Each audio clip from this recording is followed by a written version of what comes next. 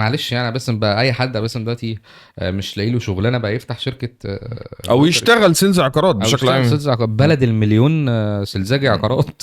نقعد بقى النهارده نرفع في المواسم، موسم رمضان والله خد كاش باك 5%، بكره خد كاش باك 10%. ما بقتش بقى مش هتعرف بقى تفرق ما بين الجوده كده خلاص.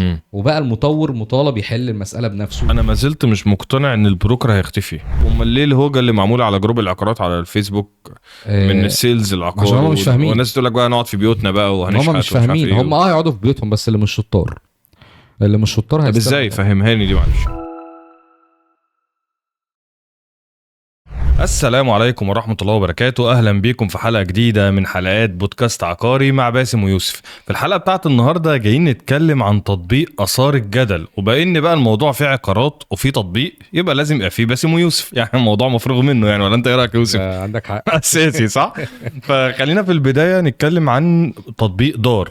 في ناس كتير طلعت اتكلمت وعملت ضجة كبيرة، او التطبيق بالفعل عمل ضجة كبيرة. تطبيق دار اللي اتعمل له اعلان، وكان بيمثل الاعلان دون لاعب النادي الاهلي امام عاشور. وناس كتير قعدت تقول التطبيق ده هيقعد السيلز في البيت، شركات العقارات هيتخرب بيتها، العملاء مش هتروح للسيلز تاني. التطبيق فكرته ان هو هيدي فلوس كمان للعملاء كاش باك. طب العميل اصلا يروح للسيلز ليه؟ طب العميل يروح للمطور العقاري ليه؟ طب والبروكرز دول هيقفلوا هيقعدوا في البيت؟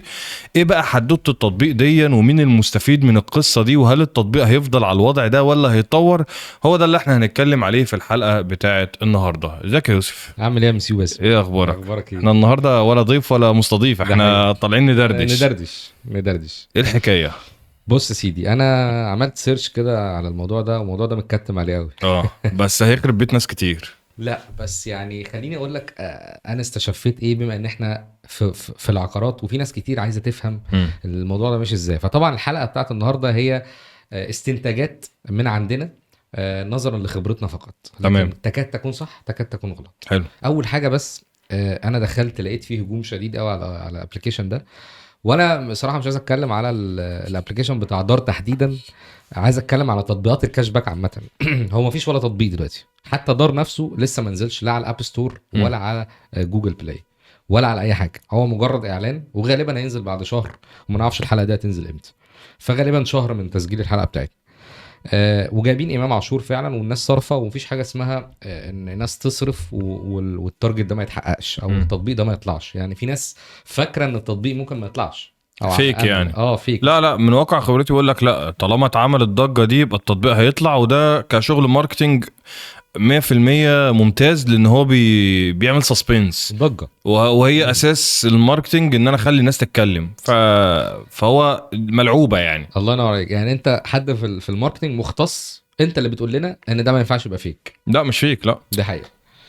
عايز بقى اقول لك ان هو ما ينفعش يبقى فيك فعلا، بس عايزين نفرق يا جماعه ان كل الهجوم اللي جاي على التطبيقات الكاش باك او التطبيق ده تحديدا ان هو هيقعد السيلز في البيت.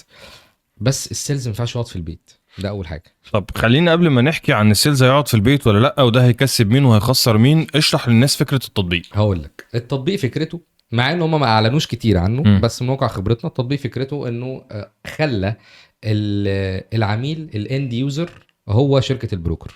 بمعنى لو حد عايز يشتري عقار من شركه ماونتن فيو، من اوراسكوم، من او ويست، ايا كان، من اي شركه، اي مشروع، اصبح ان دلوقتي بقى يخش على ابلكيشن، يختار المشاريع او يعمل يعني مقارنه ما بين المشاريع، وكليك وخلاص. العموله بتاعه البروكر اصبحت مش موجوده، واصبح عموله البروكر كلها بتروح لمين؟ بتروح للاند يوزر او العميل او المشتري ككاش باك. طب معلش سؤال، ايه الفرق ما بينه وما بين ابلكيشنز العقارات العاديه زي بروبرتي فايندر مثلا او ناوي او كده؟ ايه الفرق ما بينهم؟ دي مواقع ديسبلاي، يعني دي مواقع عرض للعقارات بس، مفيش حاجه، مفيش اكشن بيتاخد عليها. يعني ديسبلاي ان هو يشوف العقار، يضغط على اتصال مع السيلز ويكلم السيلز، اعلانات يعني زي اوليكس مثلا. زي اوليكس، تمام. ديسبلاي عرض. لكن دي انتر اكتيف، ده خلى العميل يتعاقد مع المطور وهو اصلا معهوش رخصه تسويق. طب وهو اصلا في حد ممكن يشتري عقار من خلال تطبيق؟ دي نقرة اخرى يعني، لانه طبعا في الامارات في ده. ما انا عارف انت حبيب الامارات، انا عارف ان في الامارات في ده. في مصر الكونسبت يعني يا جدعان انا بناشد القيادات السياسيه واداره الامارات او دوله الامارات الشقيقه، يعني ما فيش حد بيطلع يديها في الامارات زي الراجل ده. فيعني الراجل ده ممكن تديله الجولدن فيزا على ضمانتي والله، وممكن تدوني معايا كانفلونسر يعني، ما عندناش مشكله بس والله. ان شاء الله ناخد الاقامه الذهبيه في الامارات. ان شاء الله ناخد الاقامه الذهبيه في الامارات ان شاء الله. فماشي، انا متفق ان ده موجود في الامارات. احنا في مصر دلوقتي بص يا سيدي، احنا بنخلق عميل جديد دلوقتي. العميل ده مش موجود حضرتك، احنا بنخلق سوق جديد وعميل، مش احنا يعني عشان ما تفكرش انا من دار انا طالع احنا بودكاست عقاري يا جدعان، احنا بندردش مالناش دعوه يعني. انا بس هقول وجهه نظر كل واحد، حتى دار والعميل والمطور والبروكر كل حاجه، ونصحح المفاهيم. هنصحح المفاهيم. بس انا بقول لك انا حاطط نفسي مكان الناس دي صرفت اكيد طالعه عشان تكسب. فهو احنا بنخلق حاله جديده وعميل جديد، هو نفسه العميل نفسه اول مره يحس بالاحساس ده. العميل نفسه اول مره يحس ان هو بقى صاحب قرار الشراء. كان الاول العميل ما بياخدش القرار نيابه عن نفسه قوي، كان بيستعين بمستشار، والمستشار ده بياخد عمولته. وبياخد عمولته منين؟ اللي هو البروكر يعني، اللي هو المطور، اللي هو سوري البروكر والسيلز اللي شغال عند البروكر. تمام. دلوقتي الراجل مطالب ان هو ياخد القرار بنفسه ويذاكر. وواحد فاتح مصنع، ولا واحد عنده تجاره، ولا واحد عنده شركه استيراد وتصدير، يخش يذاكر السوق كله؟ لا معلش، خلينا قبل ما نروح للحته دي، هي انت في الاخر عايز تقول ان فكره التطبيق ان انا دلوقتي هختار العقار اللي انا عايزه من على التطبيق ده، والعقار اللي انا هشتريه من خلال التطبيق ده انا هاخد كاش باك عليه، اللي هي العموله بتاعت البروكر اللي هو تقريبا بتبقى 3% تقريبا، من 2.5 من 2.5 يعني. تمام يعني. فبدل ما البروكر ياخد النسبه دي من المطور العقاري، لا ده انا كعميل هشتري الوحده من الابلكيشن ده وانا هاخد عموله البروكر انا كعميل، يبقى انا عامل لي حصل لي كاش باك. فليه اروح للبروكر لما ممكن اشتري من الابلكيشن ده على طول؟ دي الفكره والسؤال الثاني، ليه اروح للمطور العقاري لما ممكن اشتري من الابلكيشن برضه؟ صح، بس هو كده محتاج المطور، لان هو هيشتري عند مين؟ وفي الاخر لازم يشتري من مطور. ولكن انا مش عايز اسبق الاحداث ومش عايز انط على الافكار، وخليني اقول لك اللي انا عايز اقوله في الترتيبه. يلا بينا. احنا دلوقتي عندنا ناس منزعجه جدا وهم السيلز. احنا بس السيلز دول حبايبنا وانا شايف ان هم مش شايفين الرؤيه كامله وهم طيبين زياده يعني. السيلز انا شايف ان هو المفروض ما يخافش. هو اللي هيحصل ان البروكر نفسه هو اللي هيتلغي، وهو اللي يعني خلاص الدور بتاعه هيتلغي. هيتواجد 3-4 شركات بس، هم دول البروكر بتوع مصر. ابرزهم طبعا ناوي، وابرزهم بعد كده شركات الكاش باك اللي هو نبتدي مثلا بدار وكولد والبانكر والحاجات الكبيره اللي هي ممكن تتعاون مع بعضيها ويبقوا 3 4 أو 5 بالكتير قوي قوي قوي. ومفيش شركات تاني هتبقى، ده من وجهه نظري طبعا، في شركات تانية تبقى بروكر لسه فاتحين امبارح وعيال بتتدرب وسيلز مش فاهمين حاجه ويخشوا يبوظوا السوق والكلام ده كله. طيب السيلز هل هيضيع في الوسط الرجلين؟ لا، السيلز مش هيضيع لسبب، لانه السيلز هو الترس الاساسي. بالعكس انا شايف ان تطبيق دار فيما بعد ممكن يستعين بيهم عن طريق بوتون يقدموا وياخد منهم الكريمه. وانا شايف ان الكريمه بس اللي هتفضل كمان، يعني السيلز اللي لسه بيتدرب او اللي لسه مش فاهم حاجه او اللي مش مذاكر او اللي بيهبد مش هيبقى ليه مكان في السوق العقاري في الفتره اللي جايه. هيشوف له شغلانه تانية. اللي داخل يجرب في العقارات هيشوف له شغلانه تانية. اللي هيفضل هم الناس التقيله، واللي هيفضل من البروكر هم الناس الكبيره. طيب احنا عندنا هنا عوامل كتير او بنود كتير عايزين نشوفها. في فرق بين البروكر والسيلز. البروكر هو دي الشركه الوسيطه ما بين المطور وما بين العميل. السيلز ينفع يشتغل عند البروكر، والسيلز برضو ينفع يشتغل عند المطور. فالتيمين دول واحد اسمه دايركت تيم، واحد اسمه اندايركت تيم. يعني المطور دايما عنده تيمين. تيم الدايركت اللي هو بيبيع لصالح نفسه، اللي هم السيلز المباشر الموجودين داخل الشركه، صح. والاندايركت هم السيلز اللي بيديروا السيلز البروكرز، او اللي بيديروا السيلز غير المباشرين، فريق المبيعات اللي عند السمسار، صح، بالبلدي اللي بيدير السماسره اللي بيبيعوا للمطور. طيب عايزين نقيس تطبيقات الكاش باك، لان انا مش عايز اتكلم على دار تحديدا، ان بكره هيظهر منافسين كطبيعه اي مجال. احنا دلوقتي عندنا عميل وعندنا مطور وعندنا بروكر وعندنا سيلز وعندنا مشتري. انا عايز اقول لك ان كل واحد فيهم هيتضرر من ايه وهيستفيد ايه وايه قصته. يلا بينا. لو هنتكلم مثلا على العميل، اولا العميل مره واحده كده لقى نفسه في المحيط، او مره واحده عمال يختار في عقارات. او لما ينزل التطبيق هيختار في عقارات، هو مش عارف العقار ده كويس ولا لا، المطور ده كويس ولا لا، فهيبتدي يقارن على اساس الكاش باك. المنافسه هتبقى على اساس مين بيدي كاش باك فلوس. اكتر. يعني الفاليو هنا هتبقى فاليو سعر. ده لو ما عدلوش الفكره. لو ما عدلوش الفكره هتبقى طبعا هتبوظ الموضوع، وهيبقى الجوده راحت مننا والفلوس هي اللي بتتكلم. واصبح المطور مطالب ان هو يرفع من الكاش باك عشان يستقطب اكبر قدر من المشترين. فده جزء. طيب العميل بقى مطالب يبقى سيلز لنفسه، ومش بس كده، ده في حاجه نفسيه. العميل لو شركات الكاش باك او تطبيقات الكاش باك اللي جايه جديد دي في السوق ما ظبطتش الحته دي، العميل مش هيبقى عنده ولاء لحد. العميل هيبقى ممكن يبيعك في اي وقت، يكلم اي بروكر ويقول له حاضر تمام، يعرف المعلومات كلها ويبيعه، ما انا كده عارف هقفل مع مين. فبقى خلقت عميل ما عندوش ولاء، وخلقت عميل فوضوي، وكترت من الفوضى في السوق اكتر ما انا بظبطها. خلقت اصلا سلوك غير حضاري، او سلوك مش المفروض ان هو يكون موجود عند مشتري، وشغلت له دماغه بفكره الفلوس. ماشي، بس معلش السؤال، هو في مشتري مثلا عبيط هيروح يرمي ملايين الملايين في مشروع عشان مجرد ان الكاش باك بتاعه اعلى؟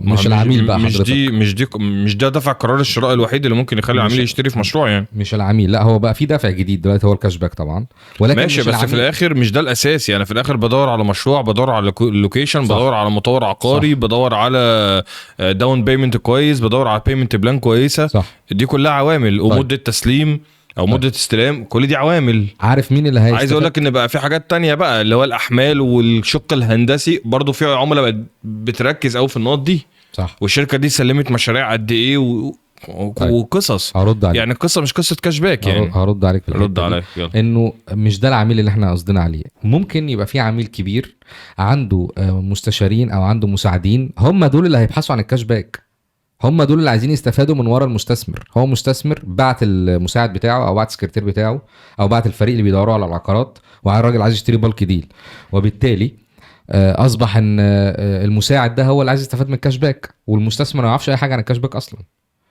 فبقى اختيارات غلط في غلط بسبب ان الكاش باك طلع، وبالتالي اصبح لا في ناس سماسره كتير، سماسره المستثمرين بقى هم اللي يقولوا لا اشتري هنا يا فندم، لا اشتري هنا يا فندم، لا اشتري هنا يا فندم، عشان عمولتهم اعلى. طب ما كده البروكر فضل شغال اهو. ما هو ده مش بروكر، ده انت عايز تقول ده الشخصي بتاع شخصي او مش مستشار عقاري مثلا؟ لا ده مستشار الشخصي بتاعه. انت عشان بتسالني سؤال بتقول لي هو الاختيارات اتغيرت ولا لا، هو في ناس بتدور على الفلوس، وهم مين؟ هم اصلا اللي جايين عشان فلوس، هم اصلا اللي مش جايين عشان الجوده.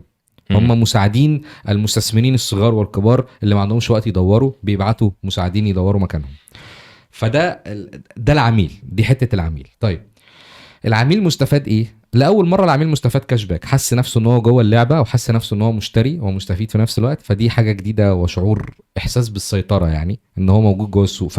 فبقى عنده وعي اكبر بالسوق. العميل دلوقتي ما كانش عنده وعي، وكان دايما يتك على فكره السيلز هو اللي بيشرح له. دلوقتي لا، الحمل زاد، وبقى هو المسؤول، مسؤوليه كامله عن العقار اللي بيشتريه، وكمان مسؤول عن كاش باك فين اخده منين. هل العميل اتضرر من حاجه زي كده؟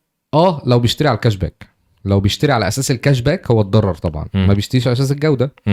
طيب عايز اقول لك ان العميل ممكن يبقى فاكر، ودي حاجه عامه يعني مش عايز اتكلم فيها قوي، بس هو العميل ممكن يبقى فاكر ان هو واخد 100% وهو مش واخد 100%. هو العميل عامه لو طلعت له نص في المية هو مرضي. هو انا عايز افهم ازاي هم قايلين في الاعلان 100% كاش باك ومش يعني مش فاهمها دي. طيب انا هاجي لك في الحته دي. هو اولا هي طبعا دي رساله اعلانيه، يعني مش عايز الناس تفهم ان هي 100%، ممكن توصل ل 100% بس بعد شروط معينه واحكام معينه. ايه الفكره؟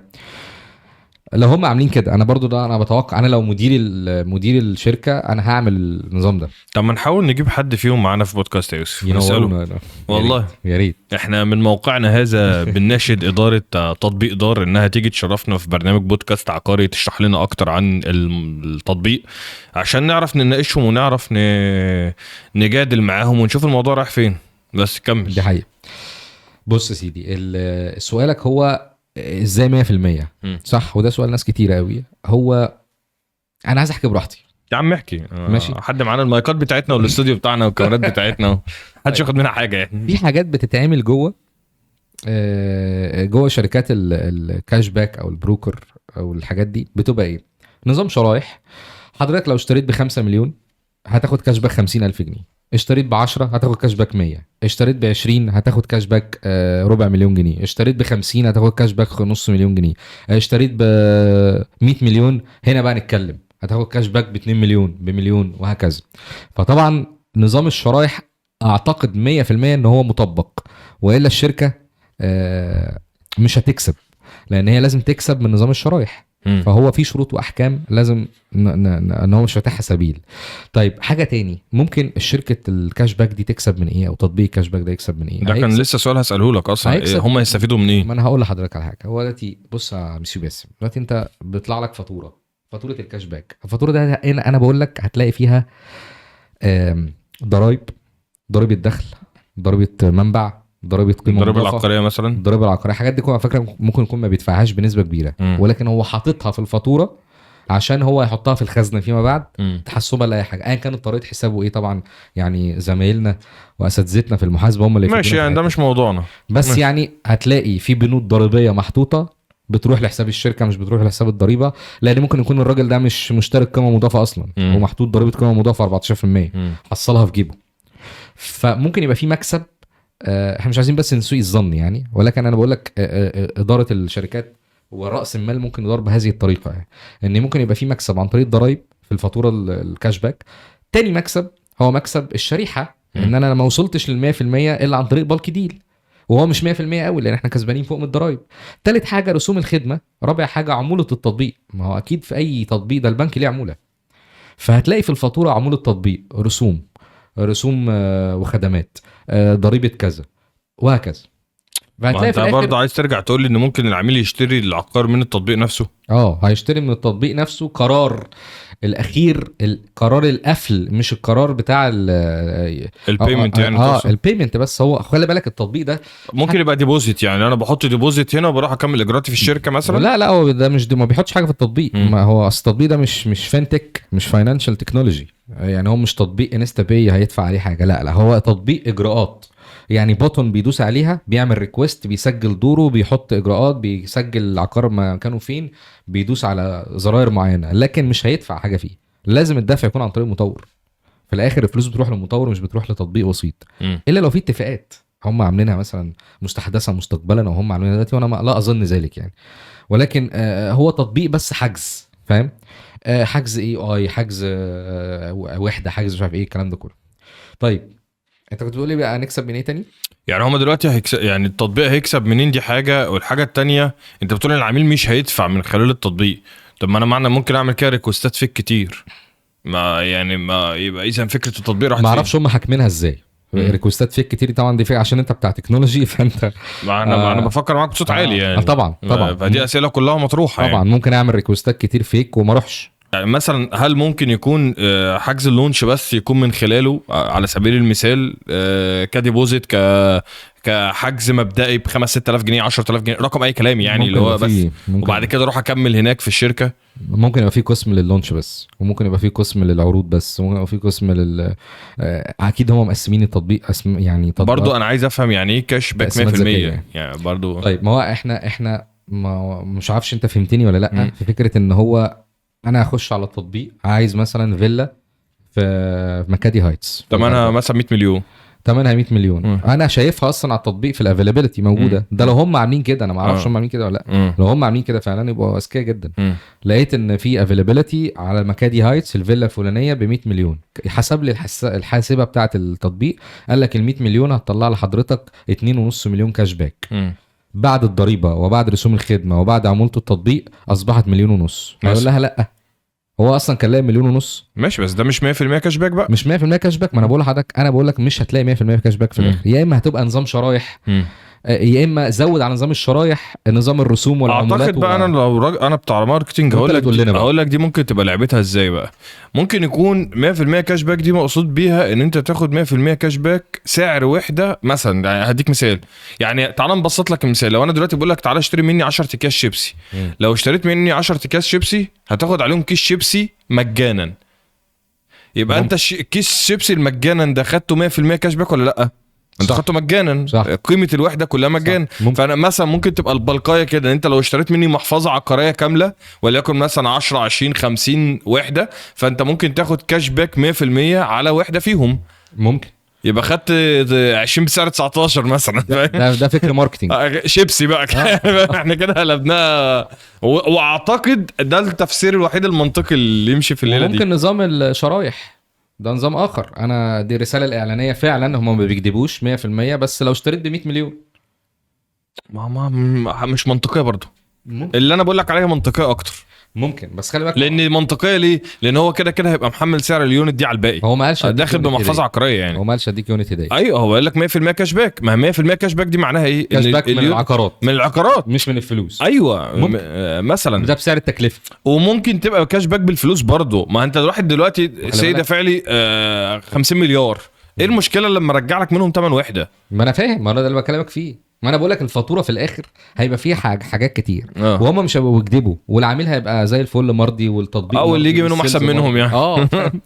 انا بس التطبيق او تطبيقات الكاش باك عامه هتبقى مستفاده. هي حركه ذكيه لان هي تبقى مستفاده عميل واخد قرار الشراء، مش عميل لسه هنهري معاه، مش عميل لسه هنقول له النبي ده فين في المنطقه الفلانيه وفي المنطقه لا خلاص هو واخد قرار الشراء وجاهز الباشا وعايز يشتري. فدي ميزه التطبيق ان هي جمعت، عارف انت كريمه الكريمه، جمعت في الاخر اللي عايز يشتري على طول. مش اللي لسه، ولكن الكواليفايد ليدز يعني قوي يعني فاهم. ولكن انا رايي ان هم هيحطوا بوتن للسيلز للمستشار، وهنا هم هيبقوا لغوا البروكر وما لغوش السيلز عشان ده يبقى مستشار والمستشار ده هيبقى مستشار سيلز عادي جدا وهياخد عمولته من التطبيق عادي. عشان كده انا بقول لك استحاله ما يبقاش فيه رسوم وخدمات وعمولة تطبيق. استحاله. ان هو لو مين اللي هيرشد العميل؟ مين اللي هو العميل بقى اصبح خلاص الصبح بقى بيفهم في العقارات. لا بس ممكن اقول لك ان هم ممكن يدعموا اي ايجنت جوه التطبيق ويبقى هو المستشار العقاري. شات جي بي تي يا باشا شغال. ممكن لا مش شات جي بي تي يعني. شات جي بي تي في الاخر متخصص. هو هيبقى متدرب كويس قوي وفي الاخر هو ممكن يبقى مين بقى؟ ممكن يبقى اوجنتيك اي مش مجرد جنريتيف اي زي شات جي بي تي يعني. مين من العملاء المتطور ان هو يحكي مع شات لا هو الموضوع بالنسبه للاند يوزر اللي هيستخدم الاب هيبقى الموضوع سهل. اللعب كله في الباك اند يعني. ما اعتقدش السوق المصري بهذا التطور في المرحله الاولى.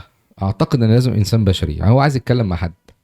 على فكره هو الموضوع انت عارف بقى يعني بقى في اي دلوقتي يعني في اي دلوقتي انت ممكن ما تفرقش بينه وما بين يعني ما بين الحقيقي يعني ما بين الشخص الحقيقي. انت اديك شفت اهو في الامارات بقى في كول سنتر وعميل ويكلمك وياخد ودي معاك وفي الاخر انت بتتكلم ذكاء اصطناعي. ده حقيقه طبعا ده حقيقه. فالموضوع أنا ممكن تعرضت لمكالمه زي دي وانا كلمتك فيها قبل كده. مين اللي لابس في الموضوع ده؟ مين خسران؟ البروكر يا حبيبي يا ابني. البروكر. السيلز مش خسران، ولكن البروكر وضيف عليها شريحه كبيره قوي من السيلز اللي مش شاطرين. طب امال ليه الهوجه اللي معموله على جروب العقارات على الفيسبوك من السيلز العقار؟ عشان هم مش فاهمين. والناس تقول لك بقى نقعد في بيوتنا بقى وهنشحت. هم مش فاهمين. هم يقعدوا في بيوتهم بس اللي مش شطار. اللي مش شطار طب ازاي فهمهاني دي معلش. لانه اولا البروكر لما يتلغي شريحه كبيره جدا من السيلز اللي شغاله عند البروكر راحت النار خلاص ما بقتش موجوده. شوف لها شغلانه تاني. وصلت. البروكر نفسه اللي فاتح الاونر شاف له شغلانه تاني. طب بس ليه البروكر يتلغي من الاساس اصلا؟ ما هو ما اتلغاش. هو بقى 5-6 في السوق كله بقى تعاونات بقى ناوي وكل دول بانكر وتطبيق دار ومش عارف مين فاهم وذا ادرس وان كان ايا كان بقى مين اللي هيهبط منهم الفتره الجايه. لان خلي بالك هم 5-6 اللي هيقودوا عمليه البروكرج اللي في مصر. يا اما الدوله هتخش بتطبيق اكبر منهم وهتضمهم كلهم وكلهم بقى وفي حته واحده في منصه واحده. حجر الحكومه. اعتقد في حجر الحكومه. اعتقد ان ممكن تعمل حاجه زي كده. بس هي بتشوف السوق في ايه او طلعوا لي الكوادر الذكيه اللي عندكم هتطلع افكار ايه تاني زي الكاش باك وغيره. وفي الاخر كله هيكسب. بس يعني مثلا اللي لحقت نفسها وعملت بسرعه.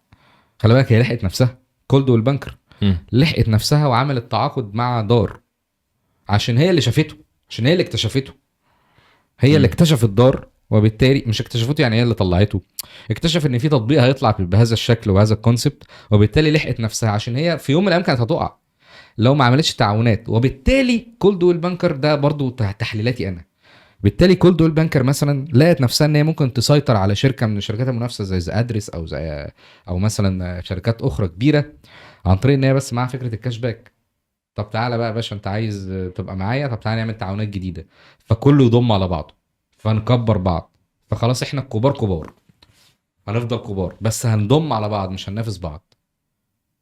وصلت. ده رأيي ودي تحليلاتي، ان كولدويل بانكر لحقت نفسها بدار. على فكرة قبل دار في تطبيق بايت، وقبل تطبيق بايت في، او مش قبل، بعد تطبيق بايت في تطبيق اسمه هومز حاجة كده. التطبيقات دي كانت بتخاطب بس السيلز، وبتقول لهم تعالوا بدل ما تروحوا تقفلوا عند شركات بروكر، تعالوا قفلوا عندي، العميل بتاعكم يقفل عندي وخد 90% من عمولتي، اللي هم 3%. اللي هم 3%. طب ما استنى طب ما ممكن يبقى كلمة الكاش باك 100% ملعوب عليها في الحتة دي. ما هو ده خد كاش باك 100% من عمولتي. بالظبط، يبقى 100% من عمولتي. يعني انا من الاخر ماليش عمولة، ما انا بقول انا كدار ماليش عمولة. لا، ما انا عمال اقول لك ان هم هياخدوا من العمولة كده كده، هم كده هياخدوا بس ما ماشي، هم كده هياخدوا، بس في الاخر هو 100% كاش باك. يعني انت عمولتي هتاخدها. بالظبط، عشان بس في ناس خلطت الموضوع. يعني الرساله الاعلانيه بدل ما كانت تروح للسيلز راحت للاند يوزر. فبقى خد باشا كاش 100% من الكاش باك بتاعنا، او كاش باك 100%. مش دي الفكره اللي انت اصلا احنا عملنا عليها حلقه قبل كده هنا في بودكاست عقاري اساسا مع مستر خالد. وكانت فكره نفس الفكره، وسرقوها مننا تقريبا ولا لا؟ او منك يعني. لا هي كلها بتاكل عيش يا اسطى والله. هي خلي بالك يعني الفكره عامله زي الطير، بتروح هنا وهنا وهنا. بس طيب نرجع بقى لمرجوعنا. عندنا مثلا التطبيق استفاد ايه من حركه زي كده؟ اولا استفاد ضجه زي ما انت شايف، خناقات من السيلز، شهره واسعه جدا من المشتريين الاند يوزر، تعاقدات مهمه جدا مع اكبر الشركات مره واحده. عارف انت لما تبقى 10 خطوات في خطوه، مره واحده كولدويل بانكر بقى معاك، مره واحده از ادرس تتفاجئ ان هي ممكن تبقى معاك مره واحده، مش عارف، وهكذا. الحاجه الوحيده بس للتطبيق بتاع تطبيقات الكاش باك انه مش كل يوم بيجيب عميل. يعني هي مش طلبات، هو اشبه بفكره، انا خلينا يعني اقولها كده بالبلدي، اشبه بفكره ان انت كانك بتعمل اوردر فلوس على التطبيق، يعني اوردر ديليفري فلوس على التطبيق، بورصه يعني. لا هو خلي بالك التطبيق ما يصنفش فينتك ولا يصنف مرشد عقاري او سياحي او بروبرتي مثلا. هو جامع ما بين الفينتك وما بين ده، بس هو ما فيهوش يعني، لو بقى في زراير زي ما انت قلت من شويه ان الزراير دي تدفع من خلالها المقدم، كده بقى فينتك. ما انا اتوقع كده. ما يعني هيروح للفينتك محتاج موافقات كتيره من وزاره الماليه والبنك المركزي، وهو في غنى عن ده. هي زراير وفي الاخر روح ادفع للمطور. فانا شايف ان هو مش فينتك، هو حاطط فيتشرز زراير الفينتك ولكن مش شغاله. فاهم تشتغل امتى؟ لما حضرتك تروح هناك. فدي الفكره. طيب يعني ممكن تقول ان هو بيضمن عملاء عشان عمولته من المطور العقاري. بس انت من الاخر طبعا هو ده في الاخر هو بيجمع ريكوستات، داتابيس بقى كبيره، داتابيس كبيره عايزه تشتري زي ما قلت لك في الاول. هو بس انت قلت جمله مهمه جدا، وهي ان ممكن في ريكوستات فيك تحصل اللي هم ما سيطروش عليها، والريكوستات الفيك دي ممكن تبقى هجوم من السيلز، خلي بالك، اللي هم اصلا مش طايقينهم. فاهم؟ فيعملوا ريكوستات فيك، فيوقعوا لهم بقى سيرفرات، يعملوا لهم دوشه، وبالتالي بس يعني اكيد هيحكموها ببطايق وبقصص كتيره يعني اعتقد. طيب احنا كده اتكلمنا على العميل واتكلمنا على التطبيق، عايزين نتكلم على البروكر بقى اللي هو راجل مظلوم فينا. البروكر ده انا شايف ان هو اول حاجه هو اتظلم، او مش اتظلم، هو عمل في نفسه كده. ليه؟ لانه شغال زن على العملاء لدرجه ان العملاء بقت زهقانه ومش عايزه سيلز يكلمها. انا شخصيا بيجي لي 100 مكالمه في اليوم لدرجه ان بعمل لهم بلوك. كلنا كده. تاني حاجه، مفيش قانون يظبط فكره البروكرج ايجنسي في مصر، وبالتالي هي اللي عملت في نفسها ماشي. لا بس الدوله بتسعى للموضوع ده دلوقتي، وخصوصا حتى بعد الجهاز القومي لتنظيم الاتصالات لما بدا يطلع لك كلمه ماركتنج كول على على المكالمات، فالموضوع بدا الى حد ما يسيطر عليه، فمش يردوا بالظبط يعني. صح. بس هو انا شايف ان هو عمل في نفسه كده، البروكر هو اللي عمل في نفسه كده، وكل الشركات سياسه الكولد كول يعني. سياسه الكولد كول. وبقى معلش يعني بس بقى اي حد بس دلوقتي مش لاقي له شغلانه بقى يفتح شركه او يشتغل سيلز عقارات بشكل عام. بلد المليون سلزاجي عقارات. كانت زمان بلد المليون فوتوغرافر. دلوقتي بلد المليون سلزاجي وسلزاجي عقارات. شايف البروكر هو كان دوره مهم. انا على فكره انا لا اتمنى ان دوره ينتهي، انا اتمنى ان هو يتنظم. بس انا بقول لك دوره كان بصراحه محايد في السوق. بقى عميل المطور بقى عنده سيلز، السيلز ده ما بيبيعش غير المشروع هو بس، واحد هيبيع مكادي هايتس فوق راسكم، ما طبيعي مكادي هيبيع هايتس. شركته. بالظبط. فهو دلوقتي لكن البروكر في محايد. الاخر يعني بعيدا ان هو مش محايد قوي، بس هو في الاخر بيبقى عنده مشاريع كتير، العميل ما اشتراش هنا يشتري هنا، صح. وهو في كل الاحوال كسبان يعني. التطبيق يحلها ازاي؟ تطبيقات الكاش باك تحلها ازاي؟ تعين زرار لكل السلزجيه الفريلانسرز يشتغلوا. بس انا شايف، انا ما اعرفش هياخدوا اورينتيشن فين. دلوقتي سلزجي عايز ينضم من الناس التقيله الحلوه اللي بتفهم، هو اوريدي حافظ لحد معين. طب في مشاريع طلعت جديده تاني هيذاكرها مين اللي هيذاكرها له؟ كان الاول بيصحى الصبح يروح عند شركه ويبتدي ان هو يذاكر مع الشركه دي تعمل له اورينتيشن ويروح للمطور والكلام ده كله. دلوقتي مثلا اب زي دار اب هيستوعب ازاي هذا الكم من السيلز؟ هيقعدهم فين؟ طب هل هيبقوا اونلاين بس؟ طب هل هياخدوا اورينتيشن اونلاين بس؟ طب هل هيبعتهم على المطور بشكل سكيدول يجدولهم عشان يروحوا ياخدوا اورينتيشن ويسمعوا الاخبار الجديده بتاعه المشروعات؟ انا ما اعرفش. بس انا بقول لك ان دور البروكر كان شايل كتير جدا على المطور. ودور كاش باك اب دلوقتي زي دار او غيره لو استحدث مستقبلا، انا ما اعرفش هيحلها ازاي، ولكن هي سهله تتحل. طيب الضرر على البروكر ان هو فقد وظيفته، او فقد الشركات دي خلاص فقدت نفسها، فقد العملاء طبعا، والعملاء دي تتحول تلقائيا لتطبيقات الكاش باك او تلقائيا هتتحول للمطور. بس انا عايز اقول لك على حاجه، بعد الكلام الكتير ده كله انا ما زلت مش مقتنع ان البروكر هيختفي، لان اي حاجه ليها وسيط. اتمنى. لا انا متاكد مش يعني أتمنى. سيبك من الكلام اللي بيحصل على السوشيال ميديا، انا بحلل بس. ما انا معاك، بس لا العمر ما البروكر هينتهي، وعمر حتى ما العميل هياخد الاكشن لوحده على التطبيق زي الكاش. هو على فكره ممكن البروكر اصلا يبقى وسيط ما بين التطبيق والعميل برضه، يعني دي احنا كل ده توقعات، بس ان هو يبقى مش موجود خالص وان السيلز يقعد في لا، هي القصه مش كده. بس انا معاك 100% ان عموله البروكر هتتقص على الاقل النص ده لو ما كانتش الثلاث ارباع يعني. يعني عموله البروكر خلاص هتقع. بس انت فهمت العميل في ايه بيحصل. اللعبه في لعبه الكاش باك اتفهمت، خصوصا ان في شركات بروكر كانت بتعمل الكلام ده من دلوقتي، اللي هو تعالى قفل عندي بتعملها بشكل مستخبي. بالمستخبي دلوقتي بالمفتشي. ده اتفضل يا فندم محمل ابلكيشن. فكرتك ممكن تكون صح بنسبه كبيره جدا، ان هم بدل ما يفتحوا سيكشن للسيلز هيفتحوا سيكشن للبروكر ينظموا السيلز مثلا. انا مع خلي بالك دي كلها كده ايه، افكار وتوقعات يعني من واقع خبرتنا انا وانت في الماركتنج والعقارات. عايز بس اقول لك ان التطبيق بتاع الكاش باك هيزود العبء على المطور. ليه بقى هيزود العبء؟ لانه هيخلي العبء تقيل قوي على المطور ان هو يعرف نفسه. كان الاول في نواب زي شركات البروكر بتعرف نفسها، بتعرف العميل على شركات التطوير. دلوقتي شركة التطوير اصبحت ان هي مطالبة يبقى في تكلفة زيادة تحطها من اول الكاش باك، ترفع بقى الكاش باك عشان تنافس صاحبتها اللي جنبها، وكل واحد بقى ينافس بعضه بالكاش. يبقى اللعب كده هيبقى على البراندنج بقى. على البراندنج. الله ينور عليك، الله ينور عليك. هو ده المفيد. ففعلا هيبقى على البراندنج، واعلانات كتير في الطرق، اعلانات كتير اونلاين، اعلانات كتير تلفزيون عشان يغطوا على بعض عشان ينافسوا. حلو. وبتوع الماركتنج بتوعنا يشتغلوا. زود على تاكل عيش. كاش باك عالي. نقعد بقى النهارده نرفع في موسم رمضان، والله خد كاش باك 5%، بكره خد كاش باك 10%. ما بقتش بقى مش هتعرف بقى تفرق ما بين الجوده كده خلاص. وبقى المطور مطالب يحل المساله بنفسه. وبقى المطور لو هيبيع لنفسه، عارف انت لما ايه الشهاده مجروحه، طب مين اللي هيشرحني لما انا مش تطبيق كاش باك ولا هيشرحني؟ لازم يبقى فيه وسيط جوه تطبيق الكاش باك، يا اما وسيط زي ما الفكره اللي طرحناها ان يبقى في بروكر بينظم السيلز، يا سيلز على طول هو ينظمه كاش باك، يعني تطبيق كاش باك ينظم هو السيلز نفسهم. ما اعرفش هيستوعب ده ولا لا، واعتقد ان ممكن يتعامل مع البروكر، اعتقد يعني. انا شايف ان دلوقتي المطور بسبب فكره التطبيقات دي، المطور هيبقى الدايركت سيلز عنده هيتحول لتور جايد، خدمه عملاء.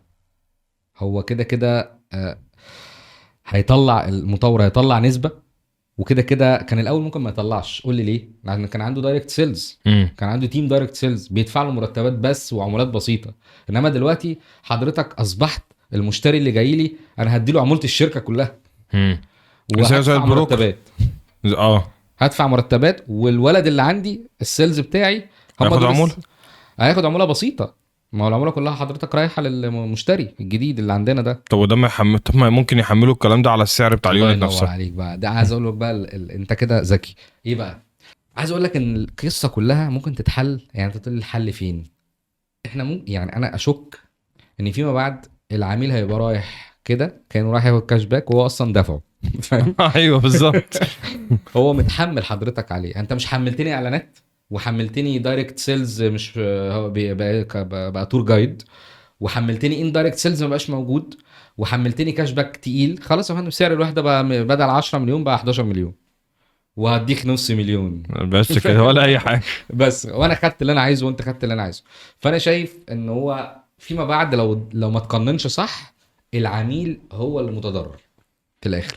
ليه بقى؟ هو اللي هيدفع ثمن الليله دي كلها، ثمن التحميله دي كلها نتيجه البروسيسنج ونتيجه الجابات اللي موجوده ونتيجه التدرج.